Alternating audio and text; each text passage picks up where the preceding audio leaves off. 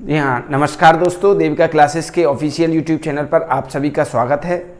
और आज हम इंडियन पॉलिटी को आगे बढ़ाएंगे। जैसे कि मैंने आपसे कहा था कि कुछ जो अब लेक्चर हैं उनका लेवल जो थोड़ा सा बढ़ जाएगा, तो उसी बढ़े हुए क्रम में मैं आपको पहले कुछ क्वेश्चंस दूंगा, कुछ लिखने के लिए क्वेश्चंस दूंगा, ताकि आपका फाउंडेशन तैयार हो सके, आपकी नींव तैयार हो सके। अभी से इसी पैटर्न को फॉलो करेंगे तो आप निश्चित ही आगे जाकर के एक अच्छी भूमिका निभाएंगे, अच्छे छात्रों में आएंगे। तो वो दौर चला गया कि जब मैं कुछ ऐसी सिंपल सी वीडियो डाल दिया करता था। पॉलिटी की आपने 3 वीडियो देखी जो नॉर्मली सभी डाल रहे थे, लेकिन अब वो डालेंगे जो कोई नहीं डालता है।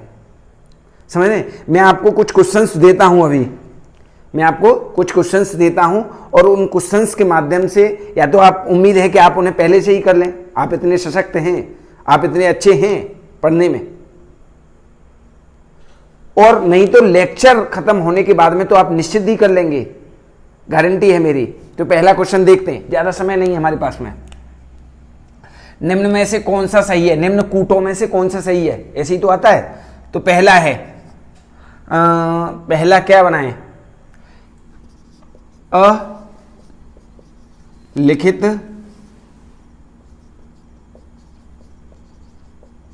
संविधान की प्रकृति हमेशा एकात्मक होती है। हमेशा एकात्मक होती है। इस पर थोड़ा सा अंडरलाइन करना। दूसरा है,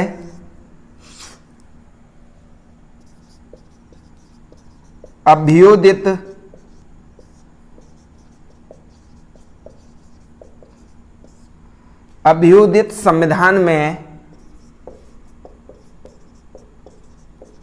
न्यायपालिका सर्वोच्च होती है।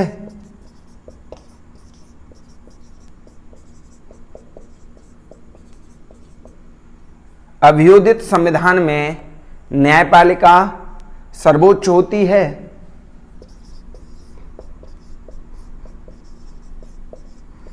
लिखित संविधान एक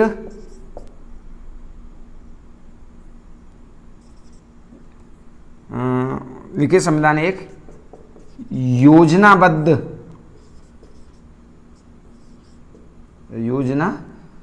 या नियोजित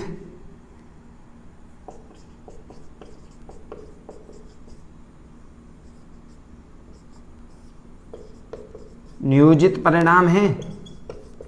तो इसका लिखेंगे ए।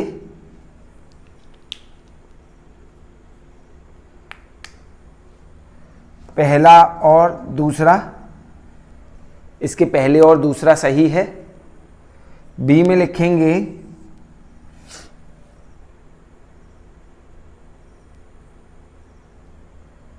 पहला और तीसरा सही है। सी में लिखेंगे दूसरा और तीसरा सही है। या डी में लिख देंगे कोई नहीं।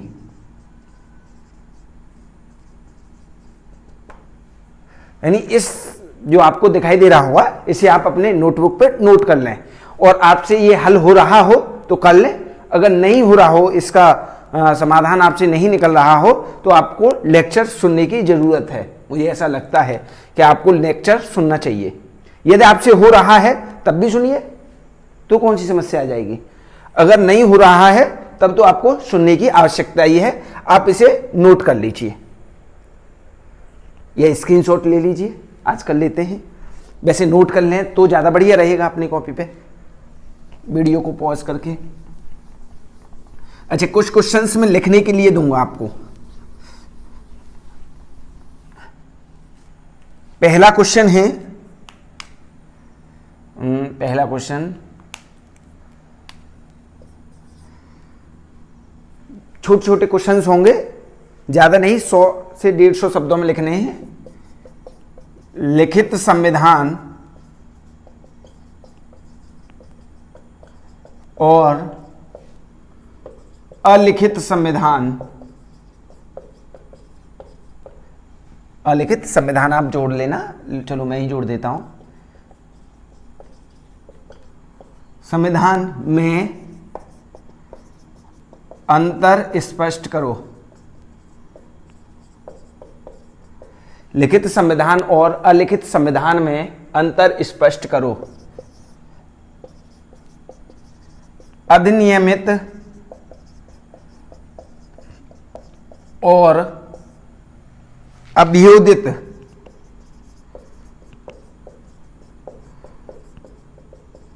संविधान में अंतर स्पष्ट करो।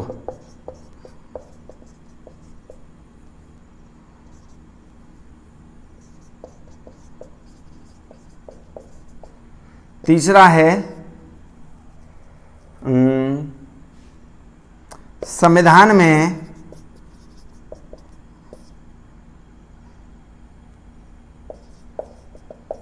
संविधानवाद से, या ये लिख लीजिए, संविधानवाद से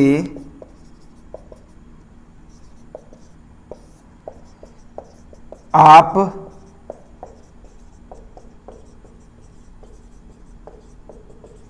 क्या समझते हैं। चौथा है यदि भारत के संविधान से संविधानवाद का लोप हो जाए तो क्या भारत के संविधान में क्या लिखा, यदि भारत के संविधान से संविधानवाद का लोप हो जाए तो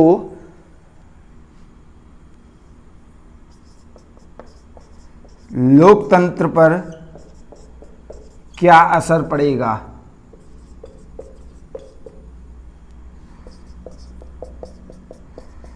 यानी ये 4 क्वेश्चन हैं लिखित संविधान। बड़ी छोटी सी शुरुआत की है हमने और ऐसे ही छोटी छोटी, यानी अभी ये क्या है, प्रैक्टिस है, फाउंडेशन है, यानी नींव आपको, आपकी जो नींव है वो मजबूत कराई जा रही है।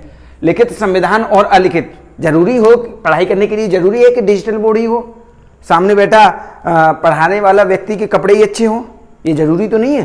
तो संविधान, लिखित संविधान और अलिखित संविधान में अंतर स्पष्ट करो। अधिनियमित और अभ्युदित संविधान में अंतर स्पष्ट करो। संविधानवाद से आप क्या समझते हैं, और यदि भारत के संविधान से संविधानवाद का लोप कर दिया जाए तो लोकतंत्र पर क्या असर पड़ेगा। ठीक है, यह है आपके कुछ क्वेश्चंस और इन क्वेश्चंस को आपको करना है। इसे मैं नोट कर देता हूं। अब टॉपिक पर आते हैं।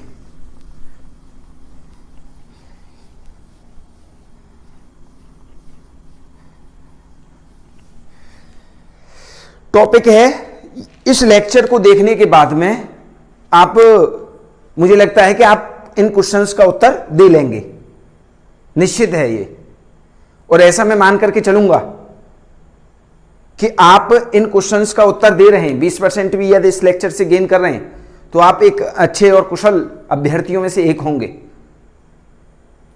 That's clear. अब वो जमाना गया जब छोटे छोटे क्वेश्चंस, प्रस्तावना पढ़ा करके, मौलिक अधिकार और मौलिक कर्तव्य पढ़ा करके पॉलिटी खत्म कर दी जाती थी। अब यहां से लेवल बढ़ेगा, जो आपको यूट्यूब पर नहीं देखने को मिलेगा, शायद मिल भी जाएगा, कोई अच्छे टीचर होंगे तो उन्होंने डाल भी दिया होगा। तो कहने का अर्थ यह है कि अब आपको तपना पड़ेगा, काम तंगड़े तरीके से करना पड़ेगा। तपने का मतलब यह है संघर्ष करना पड़ेगा। देखिए राम, एक उदाहरण लेते हैं छोटा सा, 2 मिनट का है। राम जब अयोध्या में थे तो केवल राम थे। जब राम ने संघर्ष किया, 14 वर्ष वनवास में रहे, वन में आवास किया उन्होंने, तो वो वहां से निकल करके आए ना, तब वो मर्यादा पुरुषोत्तम श्री राम थे। यानी सोचिए कि कितना संघर्ष था राम का, कि शुरुआत में उन्होंने जंगल में बिताई, अपना बचपन जंगल में बिताया गुरु के साथ। उसके बाद में आए, शादी हुई, शादी के तुरंत बाद वन में चले जाते हैं और वन से आते हैं तो सीता जी चली जाती हैं। मतलब बहुत ही संघर्षमय जीवन था उनका। और उनके जीवन से ऐसी बात नहीं है कि हमें उनसे सीखना नहीं चाहिए, हमको उनके जीवन से कुछ चीज़ें लेनी चाहिए और हमेशा बड़े लोगों से हमें कुछ ना कुछ सीखते रहना चाहिए, हमें लोगों के चरित्र से सीखना चाहिए। तो अब आपको तपना पड़ेगा, थोड़ा सा मेहनत आगे बढ़ानी पड़ेगी। तो हम संविधान की बात करते हैं। संविधान के प्रकार,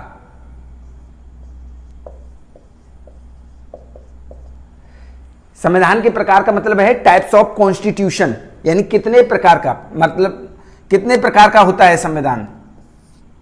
तो इसे करते हैं दो भागों में। कौन कौन से दो भागों में? एक है दस्तावेजी,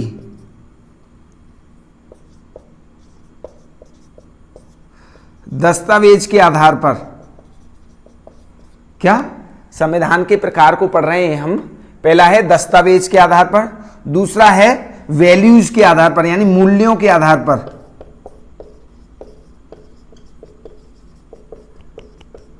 ठीक है, वैल्यूज के आधार पर और दस्तावेज के आधार पर, यानी मूल्यों के आधार पर।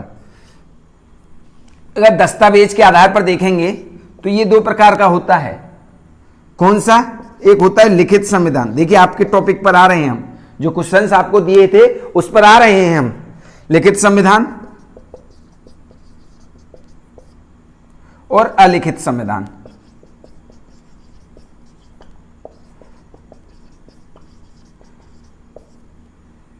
लिखित संविधान और अलिखित संविधान। मूल्यों के आधार पर यदि बात करेंगे, मूल्यों के आधार पर, तो लोकतांत्रिक,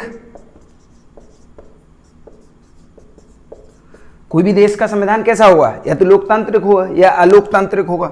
लोकतांत्रिक और अलोकतांत्रिक।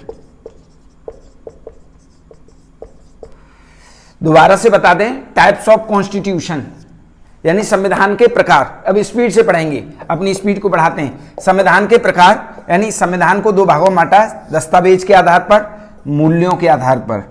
दस्तावेज के आधार पर फिर संविधान को दो भागों में बांटा, लिखित संविधान और अलिखित संविधान। मूल्यों के आधार पर बांटा इसे लोकतांत्रिक और अलोकतांत्रिक। ठीक है, अब हम इसमें अंतर स्पष्ट करते हुए अपने क्वेश्चनों को देखेंगे। थोड़ा सा बस इंक डाल लें।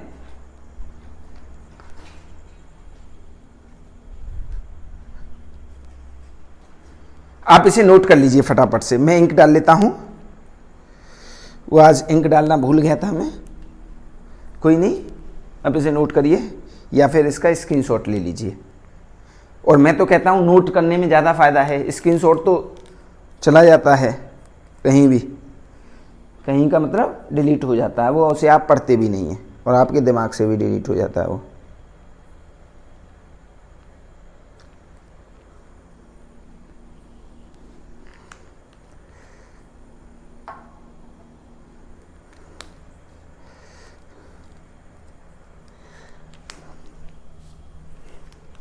अब ये नोट कर लिया होगा आपने। अब हम दस्तावेज के आधार पर देखेंगे, यानी लिखित संविधान और अलिखित संविधान को देखेंगे। और पहला क्वेश्चन आपका यहीं से स्पष्ट हो जाएगा कि लिखित संविधान और अलिखित, यानी दस्तावेज के आधार पर।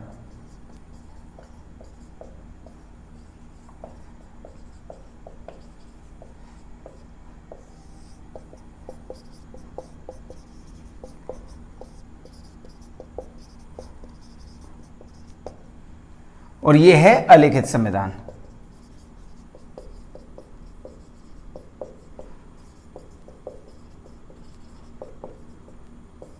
ठीक है, यानी रिटन कॉन्स्टिट्यूशन और अनरिटन कॉन्स्टिट्यूशन, यानी लिखित संविधान और अलिखित संविधान। अलिखित संविधान का क्या मतलब हो सकता है? आपको इतना तो पता होगा कि अलिखित संविधान कहां का है, इंग्लैंड का। तो अलिखित संविधान का अर्थ क्या होता है यहां? क्या वहां का जो संविधान है वो ओरल है, मौखिक है, उसे ऐसे करके याद करके घूमते हैं लोग, और याद करता भी है तो कौन करता है? ऐसा नहीं है। यहां पर भी लिखा हुआ संविधान है और यह भी लिखा हुआ संविधान है। ऐसा बिल्कुल ना समझें। पहला अंतर तो यही स्पष्ट कर लें कि यह भी लिखा हुआ संविधान है, लेकिन इतनी बात है कि एक देखिए, अब अंतर स्पष्ट करते हैं इनमें। यह एक नियोजित संविधान है,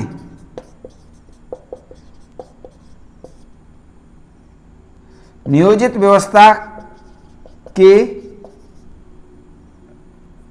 स्वरूप में बना है या योजनाबद्ध तरीके से, इसे ऐसे लिख लीजिए, यह योजनाबद्ध तरीके से बना है। यानी आपको नहीं लगता कि हमारे जो संविधान निर्माता थे अंबेडकर साहब और अनेक लोग थे, पंडित जवाहरलाल नेहरू, बहुत सारे लोग थे, उनकी एक योजना रही होगी इसे बनाने के पीछे, लिखित संविधान को बनाने के पीछे। यह जो संविधान है इसकी कोई योजना नहीं है, यह परंपराओं पर आधारित संविधान है। अलिखित संविधान जो है वो परंपराओं पर आधारित संविधान है। अब परंपराओं पर आधारित कैसे? यानी कि यहां कोई योजना के तरीके से नहीं बनाया, ये योजनाबद्ध तरीके से नहीं बनाया गया है।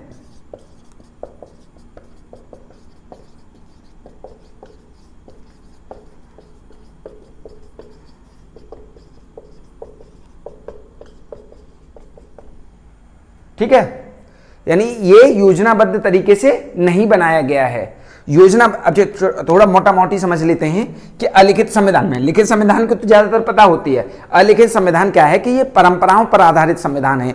यानी कि यहां कोई भी नई परंपरा जब जुड़ती है तो इसमें ऐड कर लिया जाता है, इस वाले संविधान में ऐड कर लिया जाता है, यानी जोड़ लिया जाता है। वो कोई भी नया प्रावधान आता है, उन्हें उचित लगता है तो, समझ पा रहे हैं ना मैं क्या कहना चाह रहा हूं? कोई भी नया प्रावधान जब आता है तो वो इसमें ऐड कर लिया जाता है। तो ये क्या है, योजनाबद्ध तरीके से नहीं बनाया गया है, और ये योजनाबद्ध तरीके से बनाया गया है। इसको जब ये योजनाबद्ध तरीके से बनाया गया है तो इसको निर्धारित करने की, यानी इसको लागू करने की एक डेट होगी कि नहीं होगी? यानी संविधान सभा ने संविधान को कब स्वीकार किया था? तो मैं मानता हूं कि आपको पता होगा, ऐसा मैं मान करके चलता हूं। यानी 26 नवंबर 1949 को यह स्वीकार किया था संविधान सभा ने। किसने? संविधान सभा ने, देश ने नहीं, संविधान सभा ने स्वीकार किया था 26 नवंबर 1949 को। यानी इसकी एक निश्चित डेट होती है, आपकी भाषा में ही लेकर के चलेंगे, निश्चित डेट होती है लागू करने की, इसकी कोई डेट नहीं होती। ठीक है।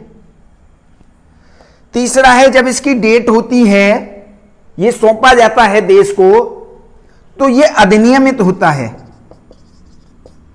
क्या होता है? अधिनियमित होता है। अधिनियमित यानी इसकी एक डेट होती है तो ये क्या होता है? अधिनियमित होता है। ये उद्भव के दौर से गुजर रहा होता है, यानी कोई भी नई चीज आई, नया प्रावधान आया। अब मान लीजिए, ये मानते हैं ऐसा कि चोरी करने पर, लाइक एज एग्जाम्पल, चोरी करने पर ये पहले से इनके यहां कोई प्रावधान नहीं था, अब किसी ने इनके यहां कोई चोरी हुई भी नहीं, ऐसा मान लेते हैं, और इनके यहां जब चोरी नहीं हुई तो इनके यहां अचानक से चोरी हो जाती है, और चोरी होने के बाद में ये उस प्रावधान को अपने यहां ऐड करते हैं। यानी हमेशा इनका उद्भव होता रहता है, अपने संविधान का ये उद्भव करते रहते हैं, नई नई चीजें जोड़ते रहते हैं। ये वाला जो संविधान है वो ज्यादा डायनामिक है, इस वाले संविधान में ज्यादा गतिशीलता है। आपको दिखाई नहीं दे रही? एक बार में बन गया है हमारे यहां का संविधान, और ये बार बार उसमें ऐड कर रहे हैं कोई चीज। चोरी के लिए क्या सजा होगी, अब ये इसमें ऐड करेंगे। समझ पा रहे हैं ना अब? तो यानी कि उद्भव के दौर से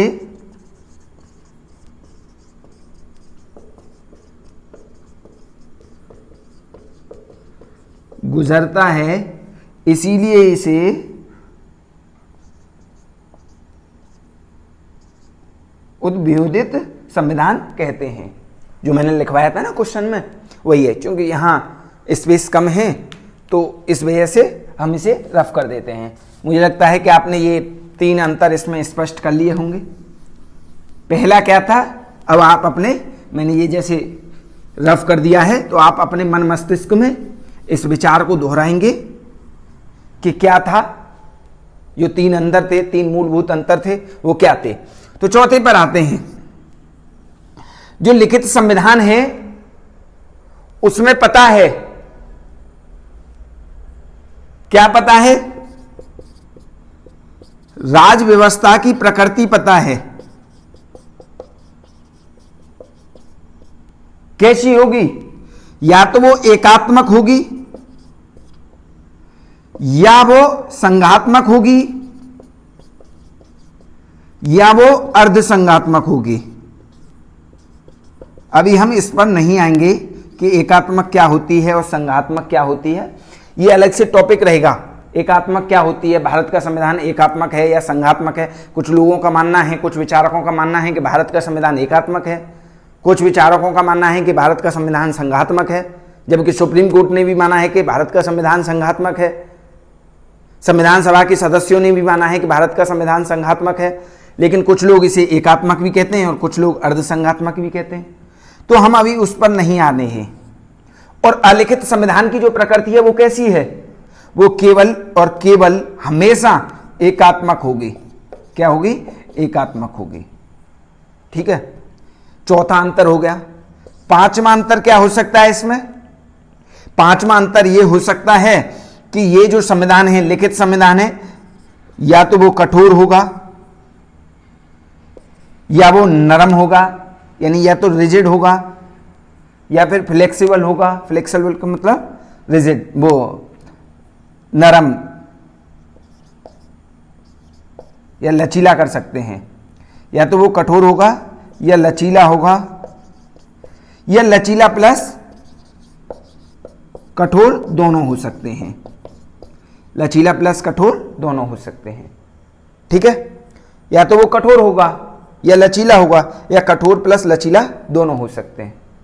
इसका कैसा होगा? अलिखित संविधान का, इसका हमेशा, जैसे यहां प्रकृति एकात्मक होती थी, ठीक उसी प्रकार से यहां हमेशा यह संविधान कैसा होगा? लचीला होगा। हमेशा संविधान लचीला होगा। छठा अंतर ले लेते हैं। छठा अंतर ले लेते हैं कि यहां पर न्यायपालिका जो होगी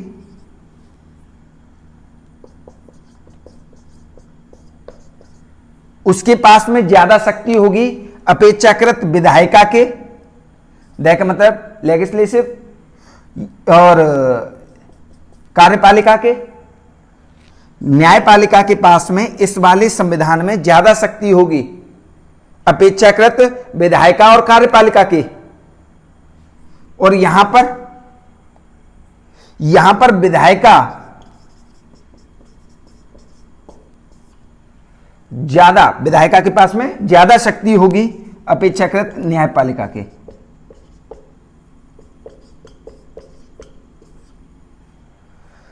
आपने मेरे साथ 6 अंतर देखे और इन 6 अंतरों के आधार पर आप बता सकते हैं, आपके 2 प्रश्न सोल्व हो गए, 2 प्रश्नों का उत्तर आपको मिल गया, और वो जो मैंने प्रश्न दिया था उसका भी शायद उत्तर आपको मिल गया होगा।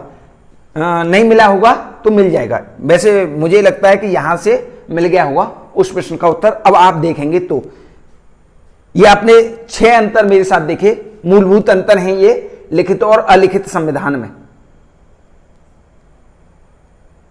और जो मैंने 2 क्वेश्चन लिखने के लिए दिए थे आपको, कौन से, कि लिखित संविधान और अलिखित संविधान में क्या अंतर है, और अभ्युदित और अधिनियमित संविधान में क्या अंतर है। दोनों क्वेश्चनों की प्रकृति एक ही है, दोनों क्वेश्चन एक ही अर्थ को दे रहे हैं, तो दोनों का उत्तर भी एक ही होगा। दोनों का उत्तर भी एक ही होगा। अब चलते हैं निहितार्थ के आधार पर। निहितार्थ मतलब वैल्यूज के आधार पर, मूल्यों के आधार पर संविधान कितने प्रकार का होता है।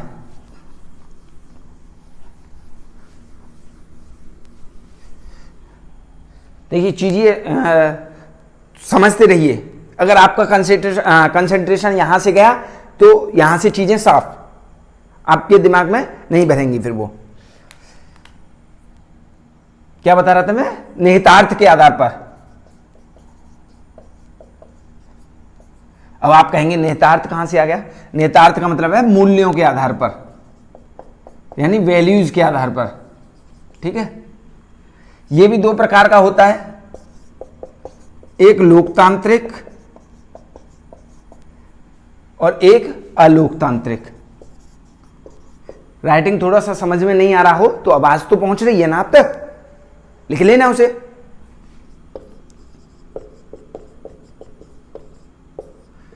क्या? लोकतांत्रिक संविधान और अलोकतांत्रिक संविधान, ये मूल्यों के आधार पर है। बाकी के बचे हुए क्वेश्चनों का उत्तर इस वाले जो टॉपिक है, क्या निहितार्थ के आधार पर संविधान का वर्गीकरण कर रहे हैं हम, बाकी के जो दो क्वेश्चन हैं वो इसमें छिपे हुए हैं, उसका उत्तर भी आप यहां से देख करके लिख सकते हैं। और यही हमारा क्रम रहेगा। मैं आपको 2 क्वेश्चन 4 क्वेश्चन लिखवाया करूंगा पहले, छोटे छोटे, उनका जो स्वरूप होगा यानी क्वेश्चनों की जो प्रकृति होगी, नेचर होगा, वो थोड़ा सा सरल होगा, क्योंकि अभी आप तैयारी करना शुरू किए हैं और उस तैयारी करने के शुरू करने के क्रम में आपको चीजें धीमे धीमे आनी चाहिए। ऐसे तो नहीं कि आप डाइजेस्ट ही नहीं कर पाए, चीजों को पचा भी नहीं पाए, तो उससे क्या फायदा है। हाँ, तो लोकतांत्रिक संविधान कौन सा होगा और अलोकतांत्रिक संविधान कौन सा होगा? यदि एक शब्द में मैं कहूं कि लोकतांत्रिक संविधान वो संविधान है जिसमें संविधानवाद पाया जाता है, जिस संविधान में संविधानवाद पाया जाता है वो लोकतांत्रिक है, और जिस संविधान में संविधानवाद नहीं पाया जाता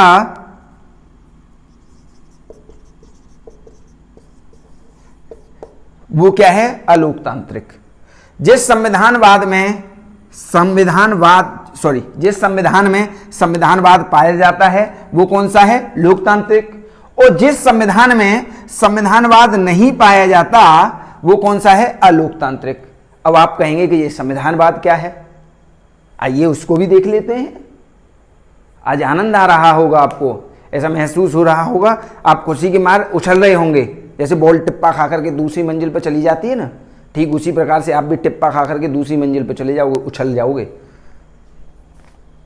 मन में मुस्कुराओ मत।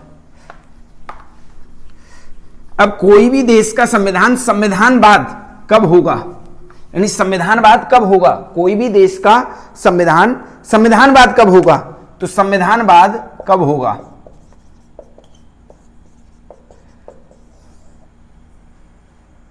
जिस देश के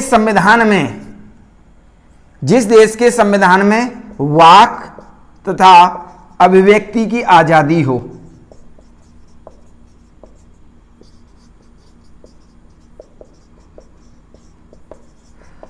जिस संविधान में वाक तथा अभिव्यक्ति यानी बोलने की आजादी हो, जिस संविधान के प्रावधानों में बोलने की आजादी हो, तो हम कह सकते हैं कि वो संविधानवाद है। पहली शर्त इसकी। दूसरी शर्त इसकी ये है, कलर चेंज कर लेता हूं, दूसरी शर्त ये है कि विधि के समक्ष समानता।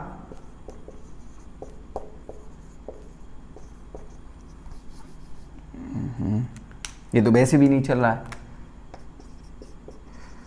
विधि के समक्ष समानता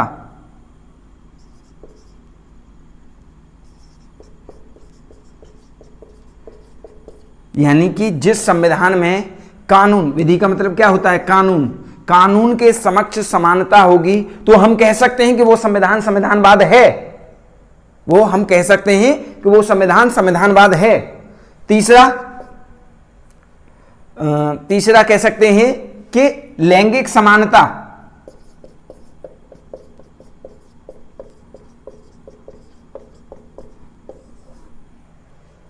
लैंगिक समानता का क्या मतलब है?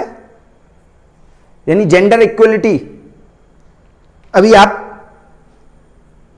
घर में से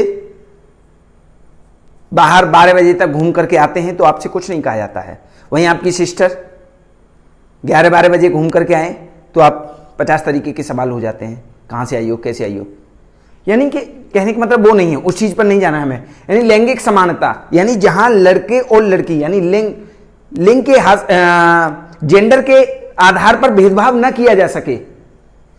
वो संविधान जो नहीं मानता हो कि लड़कियों को दबा करके रखना चाहिए, वो संविधानवाद है।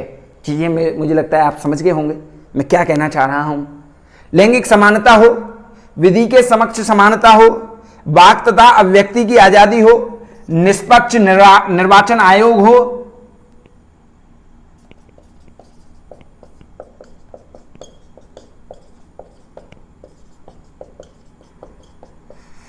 यानी जिस देश में निर्वाचन आयोग ही यदि निष्पक्ष नहीं होगा, निर्वाचन आयोग का मतलब है चुनाव आयोग जो चुनाव कराता है, यदि लोगों की विश्वसनीयता उस पे से ही हट जाएगी निर्वाचन आयोग से, तो फिर काय का संविधानवाद, फिर किस बात का लोकतंत्र, फिर तो कोई लोकतंत्र नहीं होगा ना।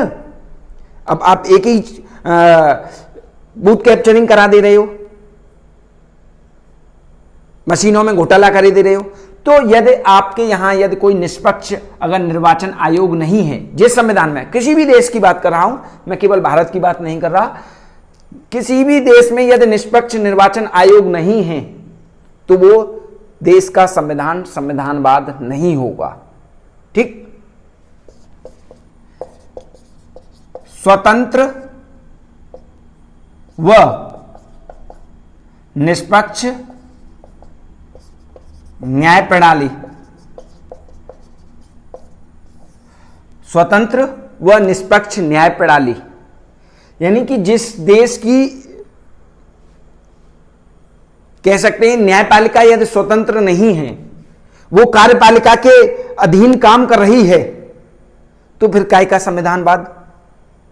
यानी इन सब चीजों में संविधानवाद में, जिस देश के संविधान में यह संविधानवाद का अर्थ समझ गए होंगे, ये मूलभूत चीजें पाई जाती हों, उस देश का संविधान संविधानवाद है। और मैंने बताया था, क्या बताया था, हम क्या पढ़ रहे थे, टॉपिक पे पीछे जाइए, बैकग्राउंड डालिए अपना। निहितार्थ के आधार पर संविधान पढ़ रहे थे। निहितार्थ का मतलब है मूल्यों के आधार पर, वैल्यूज के आधार पर। और वैल्यूज के आधार पर संविधान दो प्रकार का होता है, एक लोकतंत्र संविधान यानी लोकतंत्र, और एक अलोकतंत्र। लोकतंत्र संविधान वो संविधान होता है जिस संविधान में संविधानवाद पाया जाता है, और संविधानवाद में ये सारी शर्तें पाई जाती हैं, वही संविधानवाद होता है, उसी देश का संविधान संविधानवाद होता है। आप इस चीज में कंफ्यूजन मत हुइए, संविधानवाद की जगह लोकतंत्र लिख लीजिए यहां। यानी लोकतंत्र में मूलभूत से ये प्रावधान पाए जाएंगे, निष्पक्ष निर्वाचन आयोग हो, लैंगिक समानता हो, विधि के समक्ष समानता हो, वाक तथा अभिव्यक्ति की आजादी हो। ये एक दो और प्रावधान ऐड कर लेंगे। तो अब मुझे लगता है कि मेरा जो पहला क्वेश्चन था कि लिखित और अलिखित संविधान में अंतर स्पष्ट कीजिए, वो आप कर लेंगे, ज्यादा नहीं, एक पेज में कर लेना। और दूसरा था अभियोजित और अधिनियमित संविधान में क्या अंतर है, तो आपको वो भी पहले का ही सेम आंसर है, उसमें थोड़ा अदल बदल कर लेना। तीसरा था कि संविधानवाद से क्या समझते हैं आप, तो आप समझ गए कि ये क्या है संविधानवाद। चौथा है कि यदि भारत के संविधान से संविधानवाद का लोप हो जाए तो क्या भारत के लोकतंत्र पर कुछ ऐसे करके था, जब भी बनाया था मैंने क्वेश्चन, वो क्या असर पड़ेगा, तो आप बताइए। यदि भारत के संविधान से ये सारी चीजें, संविधानवाद का लोप हो जाएगा तो कैसा रहेगा, अपंग हो जाएगा। इन सारी चीजों का संविधान में से यदि लोप हो गया, अर्थात कह सकते हैं कि संविधान में से संविधानवाद का लोप हो गया, तो हमारे जो संविधान की है वो जीवन कम हो जाएगा, यानी उसकी मृत्यु जल्दी आ जाएगी। कोई भी देश का संविधान लंबा कब तक टिकता है, जब उसमें बहुत सारे ये वाले जो प्रावधान होते हैं वो, तब उस देश के संविधान का जीवन काल लंबा होता है। नेपाल के संविधान को ले लीजिए, अब पता नहीं कितनी बार बदल गया, यानी वहां जो राजा था वो अपनी शक्ति देने के लिए तैयार ही नहीं है। किसको, जनता को। तो वहां के संविधान को क्रमबद्ध तरीके से कई बार बदल चुका है वो। तो कहने का अर्थ यह है कि आपको पहले क्वेश्चन का जो मैंने ऑब्जेक्टिव टाइप क्वेश्चन दिया था उसका भी उत्तर मिल गया होगा, और नहीं मिला होगा तो मिल जाएगा, गारंटी है। आप अगर थोड़ा सा भी उसमें 10-20% यूज कर लेंगे तो मिल जाएगा। तो फिर आज क्लास को दी एंड करते हैं, लंबी क्लास हो जाएगी और आप भी भागने लगेंगे।